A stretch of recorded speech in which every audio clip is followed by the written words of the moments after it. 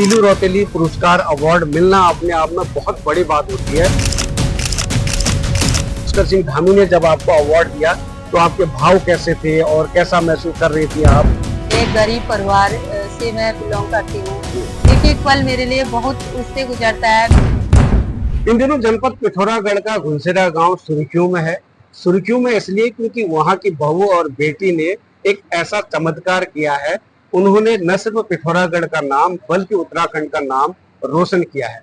जी हाँ, उनको मिला है तीलू रौतेली पुरस्कार। तीलू रौतेली वो पुरस्कार है जो वीरांगना पुरस्कार है। ये पुरस्कार उनको मिलता है जो समाज के लिए, खेल के लिए और अपने प्रतिभा से प्रदेश का दिल तो जीतते ही हैं, लेकिन समाज में बेहतरी के लिए ये अवार्ड दिया जाता है। जी हाँ, 2025 का अवार्ड मिला है घुनसेरा की रेखा भट्ट को। तो मेरे साथ है रेखा भट्ट जो पिथौरागढ़ के घुनसेरा गांव की रहने वाली है और उन्होंने 2025 का अवार्ड अपने नाम किया है। रेखा जी, सबसे पहले आपका बहुत बहुत स्वागत है K24 न्यूज में और मेरी तरफ से, मेरी टीम की तरफ से ढेर सारी शुभकामनाएं। बहुत बहुत धन्यवाद। सबसे पहले तो मैं महिला सशक्तिकरण, बाल विकास और जिला प्रशासन का बहुत बहुत धन्यवाद करूंगी जिन्होंने मेरे कार्यों का मूल्यांकन करा और मुझे ये शक्ति प्रदान करी। जी रेखा जी, लंबे समय से आप काम कर रही है, एक छोटे से गांव से आती हैं आप और आपने जो जमीनी, अगर मैं कई बार आपका इंटरव्यू कर चुका हूं तो आप बहुत जमीन से जुड़ी हैं और साधारण से परिवार से आती हैं। उसके बावजूद आपने मेहनत की, अपने मेहनत के बूते आज आप एक सशक्त अवार्ड लेने के हकदार बनी। हालांकि आपने 3-4 बार इसका जो नॉमिनेशन प्रक्रिया होती है उसमें आपने भरा भी, लेकिन आपका हुआ नहीं। क्या आप निराश थी? आपको उम्मीद थी कि आपको पुरस्कार मिलेगा और आज मिलने के बाद कैसा महसूस कर? नहीं, मैं बिल्कुल भी निराश नहीं थी क्योंकि मुझे आशा थी और उम्मीद थी। मैं तो अपने काम पे भरोसा करती हूँ, लेकिन मैंने कहा अरे भरते रहते हैं, जब कभी तो मिलेगा। लेकिन उससे ज्यादा मतलब आप लोगों का जो मुझे प्यार, सहयोग और जो मुझे पुरस्कार दिया जाता है वो भी मेरे लिए बहुत बड़ा पुरस्कार है। जी जी रेखा जी, जब आपके नाम की अनाउंसमेंट हुई थी, जब आपको मंत्रालय से कॉल आया होगा कि रेखा इस बार आपका नाम आ रहा है, तो कैसा महसूस किया उस समय और परिवार की और आप सभी मित्रों की क्या प्रतिक्रिया थी उस समय? सब लोग बहुत खुश थे। मेरे लिए वो बहुत गर्व का पल था और मुझे रोना आ रहा था बार बार कि मतलब हाँ मैंने कुछ किया है करके। बहुत अच्छा लग रहा था और रोना भी आ रहा था क्योंकि एक पल मेरे लिए बहुत, एक एक पल मेरे लिए बहुत उससे गुजरता है, मेहनत से, आपको पता है। तो अच्छा लगा, गर्व की बात थी। देखिए, पुष्कर सिंह धामी जो मुख्यमंत्री हैं सूबे के, उनके हाथों से ये पहला अवार्ड नहीं है, पहले भी आपको अवार्ड मिल चुका है, लेकिन ये जो अवार्ड है इसकी एक गरिमा है और ये बड़ा अवार्ड माना जाता है। तीलू रौतेली पुरस्कार अवार्ड मिलना अपने आप में बहुत बड़ी बात होती है और आपके सामने जब 13 और महिलाएं थी, आप 12 महिलाएं और थी और आप 13वीं थी, तो आप लोगों को जब अवार्ड दिया गया, खुद यहाँ पर रेखा आर्या जो मंत्री हैं, मंत्रालय उनका उनके अधीन आता है, वो थी और कई वरिष्ठ लोग थे। उनके बीच में मुख्यमंत्री पुष्कर सिंह धामी ने जब आपको अवार्ड दिया तो आपके भाव कैसे थे और कैसा महसूस कर रही थी आप, और क्या आपको मुख्यमंत्री जी ने बोला? बहुत अच्छा लगा कि एक अपने आप पे गर्व का पल था। उन्होंने, वो तो वैसे भी मुझे जानते हैं, रेखा कैसे हो, ठीक हो, ऐसे बोला और मुझे बहुत अच्छा लगा। जी, कितने साल की परिश्रम है रेखा जी, यह अवार्ड जो मिला आपको, ये परिश्रम कितने साल का? सर मैं तो जानती भी नहीं थी अवार्ड ये वाला तीलू रौतेली। काम करते करते तो मुझे 25 साल से ऊपर ही हो गए होंगे शायद। तो मुझे जो वहाँ के, जो हमारे जिले के वरिष्ठ नागरिक लोग हैं और आप सब लोग जो सामाजिक कार्यकर्ता हैं, सब लोग कहते थे कि तुम्हें ये पुरस्कार मिलना चाहिए, तुम भरो। और इस बार भी मैंने नहीं भरा। वो कोई हमारे जिले के कोई सर हैं, उन्होंने कहा नहीं तुम मत भरो, लेकिन मैं भरूंगा और तुम्हें मिल के रहेगा और इस बार मिलेगा आपको जरूर। मैं भरता हूँ। तो अच्छा लगा, सब आप लोगों का सपोर्ट है सब। मैंने देखा कि जब आपको अवार्ड मिला, आपके अवार्ड मिलने के बाद शुभकामनाओं की भी एक बड़ी फहरिस्त है। अगर मैं नाम गिनूं तो मैं कुछ, जिन लोगों का नाम नहीं गिन पाऊंगा, बहुत सारे लोग हैं, लेकिन उनमें से डीडीहाट के विधायक बिशन सिंह चौहान है और पिथौरागढ़ जनपद की मेयर कल्पना देवलाल हो गई, पूर्व जिला पंचायत अध्यक्षा दीपिका बोरा होगी, तमाम ऐसे लोग हैं जिन्होंने आपको शुभकामनाएं दी है। और वाकई में इस बार उन्होंने कहा है कि सही कैंडिडेट को तिलु रौतेली पुरस्कार मिला है। आप उनके लिए क्या कहना चाहेंगी और कैसा महसूस कर रही हैं? मैं उन सभी को धन्यवाद करूंगी। मुझे उस समय मुझे तिलु रौतेली बिल्कुल याद नहीं था और मुझे कोई वो महसूस नहीं हो रहा था। मुझे सबसे ज्यादा महसूस उस बात पे हो रहा था कि सारे पिथौरागढ़ वासियों और आप सभी लोग की मेरी पोस्ट कर रहे थे। मुझे उस समय मतलब इतनी खुशी हो रही थी कि वो मतलब वो पुरस्कार की मुझे कोई याद ही नहीं थी और मुझे लग रहा था कि मेरे लिए तो सबसे बड़ा पुरस्कार आप सभी लोगों का है। और जब मैं पिथौरागढ़ से लगी रास्ते 5 बजे 8 बजे से मुझे फोन आना शुरू हुआ। रात 10 बजे तक लोगों के फोन ही आते रहे और गाड़ी वाला भी कहने लगा, बाप रे मैम आपके फोन। एक एक महिला, एक एक मेरे जो अपने सब लोगों ने मुझे फोन के माध्यम से, सोशल के माध्यम से जो मुझे बधाई दे रहे थे। मुझे सबसे बड़ा पुरस्कार वो लग रहा था। आप किसको श्रेय देना चाहेंगी इस मेहनत जो आप कर रही हैं लगातार? पिछले 3 दशकों से आप अपने फील्ड में सक्रिय हैं और काम कर रही हैं, महिला सशक्तिकरण के लिए आप काम करती हैं, लेकिन इस अवार्ड का असली हकदार आप किसे समझते हैं? सर वैसे जो भी सामाजिक क्षेत्र में इस तरह के काम करते हैं उनको मिलना चाहिए। अच्छा है। और मेरे साथ जिला प्रशासन का बहुत सपोर्ट था।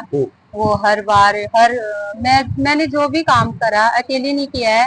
मुझे ब्लॉक स्तर से मुझे सपोर्ट मिलता है, जिला प्रशासन का सपोर्ट मिलता है, मीडिया का सपोर्ट मिलता है। और जो मेरी समूह की बहनें हैं, मैं तो सबसे ज्यादा उन महिलाओं को बधाई दूंगी। ये पुरस्कार मेरा नहीं है बल्कि उन महिलाओं का है जो मेरे साथ समूह में जुड़ी हैं।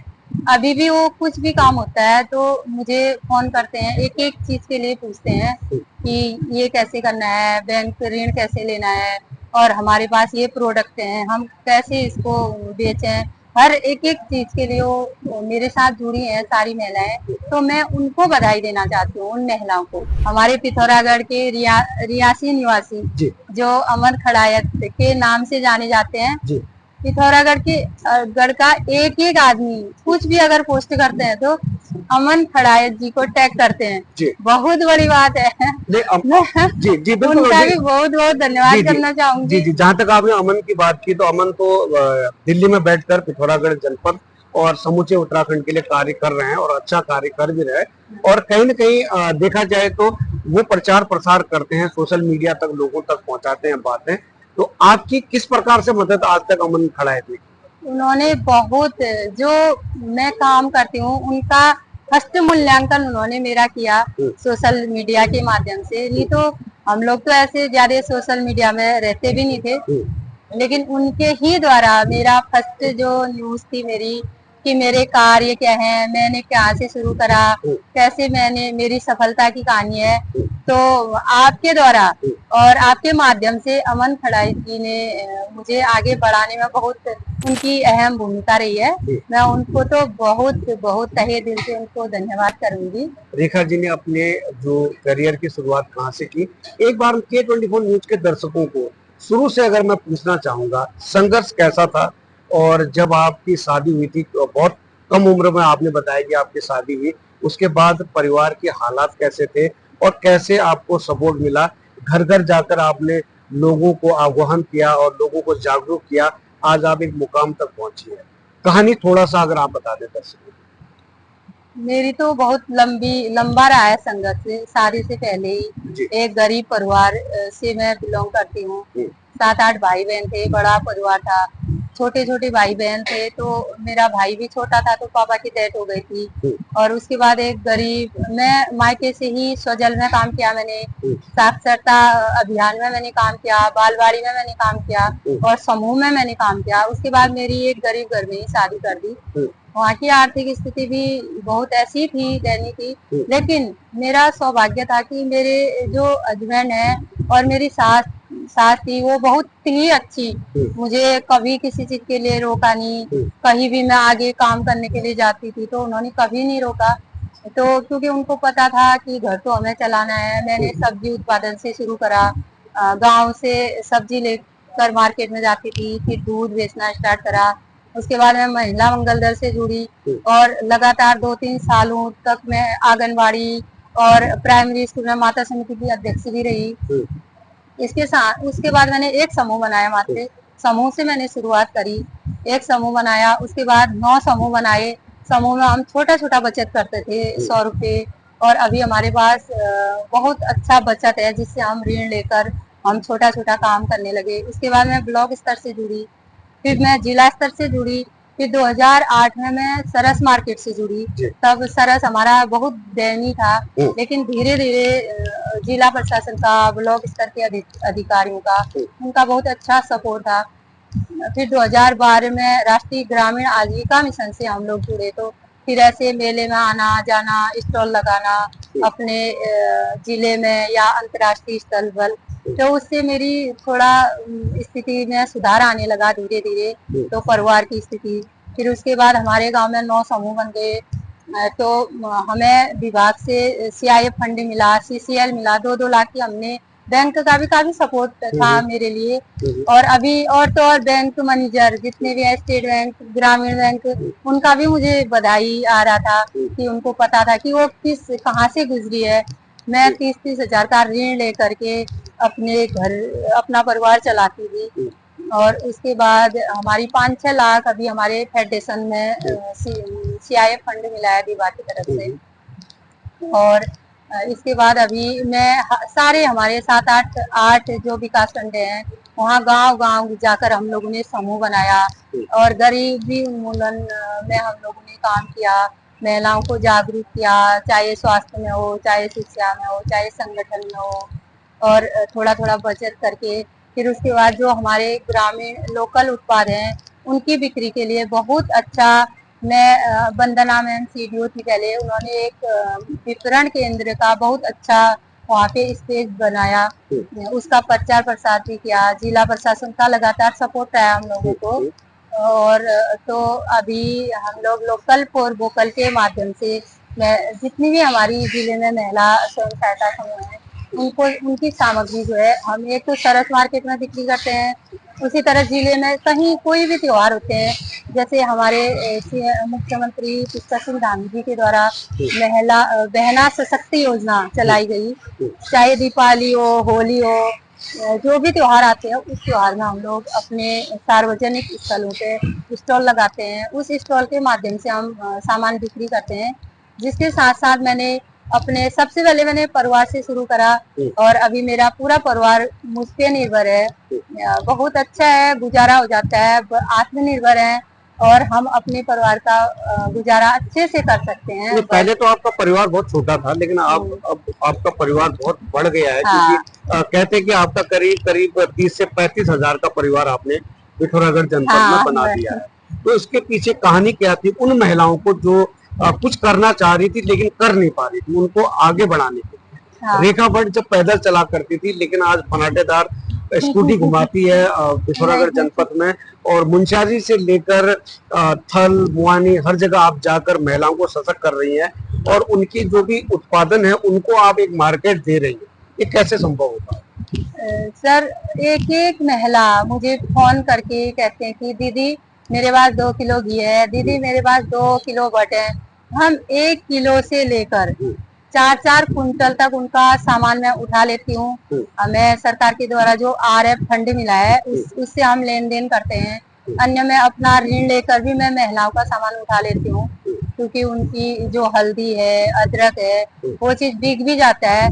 पहले देखो, अब जब से मार्केट बना सरस मार्केट, और जब से मेले लगने लगे, हम लोगों ने वहाँ पे बिक्री शुरू करी, तब से कहीं ना कहीं ग्रामीण उत्पादन में भी वृद्धि हुई है। क्योंकि मडवा देखो, मैंने 3 रुपए मडवा से स्टार्ट करा, आज वो मडवा हम 100 रुपए केजी बेच रहे हैं। तो कहीं ना कहीं महिलाओं को फायदा है। जरूरी नहीं है नौकरी दे रहे हैं हम किसी को, कि हम लोग उस उत्पादन को खरीद करके उनकी आजीविका में हेल्प कर रहे हैं। और जी, आपकी तरह बनने के लिए महिलाएं क्या करें क्या ना करें? इसके लिए तो वैसे हमारी महिलाएं किसी से कम नहीं है। सब महिलाओं के पास बहुत अच्छा अच्छा हुनर है, चाहे हैंडीक्राफ्ट हो, चाहे हस्तशिल्प हो, एक से एक काम कर रहे हो, चाहे कृषि पे हो चाहे डेयरी पे है। और अभी हम मेरे गांव की बात बताऊं, हमने जिस दिन डेयरी खोली थी 3 किलो दूध था, सिर्फ 1 हफ्ते तक 3 किलो दूध था हमारा। कि महिलाएं कह रही थी कि 28 रुपए किलो क्यों, और इतने छोटे दूध में हम कैसे डेयरी चलाएंगे। लेकिन आज 100 लीटर से भी ऊपर दूध हमारा मार्केट में डेयरी में जा रहा है। वैसे हमारी महिलाओं के पास बहुत अच्छा हुनर है, वो भी बहुत कुछ कर सकती हैं, लेकिन हिम्मत नहीं आनी चाहिए। अच्छा, फुलसेरा से लेकर आज पूरा उत्तराखंड आपको जान रहा है। चलते चलते आप क्या 2 शब्दों में बयां करना चाहेंगी? ये सफलता का श्रेय आप किसे देना चाहेंगे? मैं सबसे पहले तो मैं अपने परिवार को, मेरे जो हस्बैंड है, मेरी सास है और मेरा गांव है, उनको देना चाहती हूँ। उसके बाद मैं जिला प्रशासन और अपने पूरे जिले के जितने भी लोग हैं और जितनी भी मेरी महिलाएं हैं, उनको मैं तहे दिल से उनका धन्यवाद करती हूँ। उन्होंने जितना मुझे अभी तक साथ दिया है, मैं यही आशा करती हूँ कि आगे भी मुझे यही साथ चाहिए। और मुझे मतलब पुरस्कार से ज्यादा मतलब मुझे आप लोगों का साथ चाहिए और ये प्यार बना रहे, और आप लोगों का भी। बहुत बहुत धन्यवाद। ये थी रेखा भट्ट, और जो सशक्त हो चुकी हैं और तीलू रौतेली पुरस्कार से सम्मानित भी हो चुकी है। रेखा जी इस समय दिल्ली के इंडिया गेट में है और यहाँ ध्यानचंद स्टेडियम में सरस मेला चल रहा है और 122 नंबर इनका स्टॉल है। मैं आह्वान करूंगा कि अगर उत्तराखंड के प्रवासी दिल्ली में जो रह रहे हैं, अगर यहाँ से आकर रेखा जी का उत्पादकों को खरीद कर उनका हौसला और मनोबल बढ़ाना चाहे तो आने वाले करीब 15 दिन तक आप यहाँ आ सकते हैं। बहुत बहुत धन्यवाद रेखा जी, आपका।